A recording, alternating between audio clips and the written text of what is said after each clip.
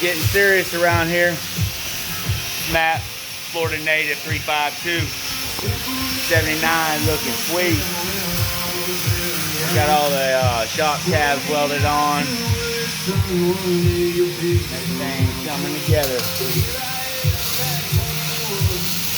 Time joints welded.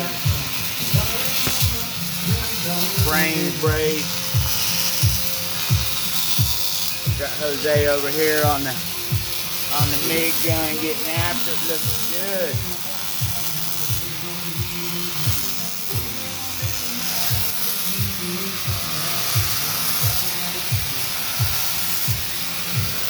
Got to put the limiting strap brackets on, and then we'll be about done.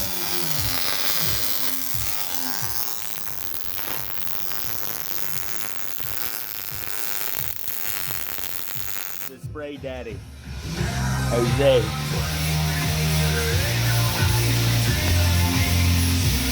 So I drew it up a little bit, like, oh, I want to do it this way, and then we made it.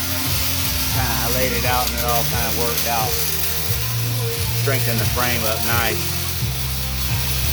Oh yeah.